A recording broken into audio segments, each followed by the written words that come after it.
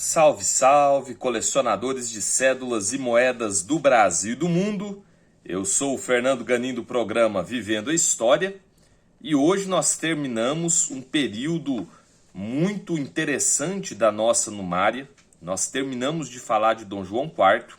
É um período extremamente extenso, considerando aí o início do Brasil colônia. Você vê lá que nós temos poucas coisas chegando para a gente nesse século XVI, nesse século XVII. Não são muitas peças que vêm aqui para a colônia. Porque aqui o que acontecia, muitas vezes, era o escambo, era aquilo que a gente já comentou aqui no nosso canal, que eram os produtos in natura. De repente, vai surgindo com o tempo a necessidade de moeda, de metal amoedado, para que a gente pudesse fazer as nossas transações, dada a falta de paridade dos produtos. Isso é uma coisa interessante da gente pensar. Por que moeda? Se eu tinha um escambo, se eu podia trocar, sei lá, 1 quilo de açúcar por uma tora de pau-brasil, por que eu preciso ter uma moeda metálica? Porque começam a ter vários produtos e você começa a não ter uma paridade de preço com eles. Por um exemplo, tá certo, eu sei quanto é a correspondência de açúcar com pau-brasil, mas eu sei qual é a correspondência de açúcar com roupa? Eu sei qual é a correspondência, sei lá, de açúcar com uma ferramenta? E aí você passa a ter dificuldade de estabelecer essa paridade. Às vezes eu aqui no Rio de Janeiro tenho uma paridade de 1 para 1, às vezes outro lá na região de São Paulo tem uma paridade de 2 para 1.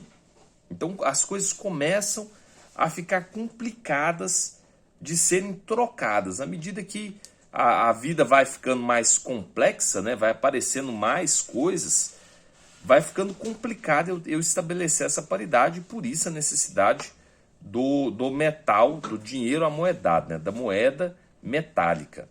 Porque com essa moeda metálica eu passo a ter uma correspondência de quantidade, por exemplo, de pau-brasil para a quantidade de réis, a quantidade de açúcar para a quantidade de réis, a quantidade de roupas para a quantidade de réis, a quantidade de tudo que eu quiser de serviço e tudo mais para a paridade de réis. Essa é a ideia do dinheiro metálico. Então o que acontece?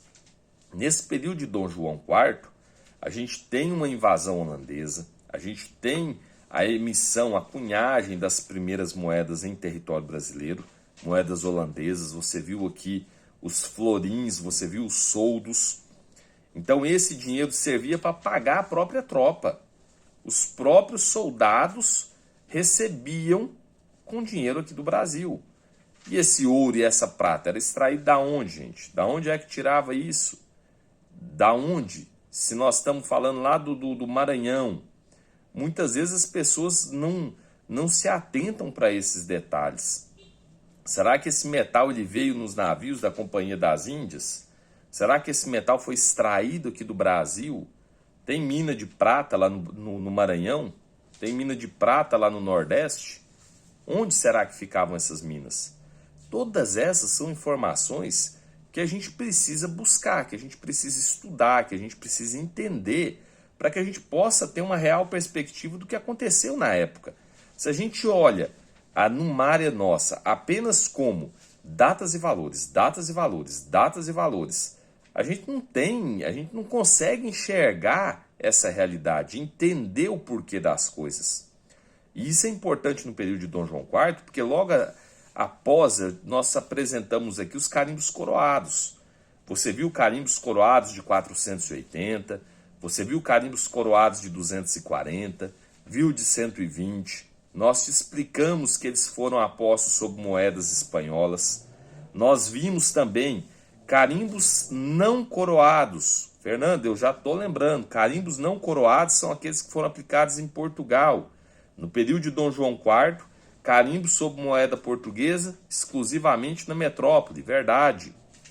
Nós estamos falando de carimbos não coroados de 100 e de 60, que circularam no Brasil pelo valor de 160 e de 80. Então, por que isso aconteceu? Porque nós não tínhamos moeda de valor menor. E o valor de 480 e 240 não estava suprindo a necessidade de troca da moeda pelo bem.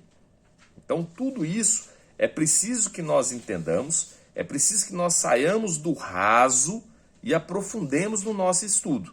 E é isso que eu te convido a fazer aqui no nosso canal. Sair do raso, aprofundar no estudo. Nós vamos dar sequência nesse estudo. Eu estou aprendendo demais da conta. Estou aprendendo muito, mas muito mesmo com o nosso estudo.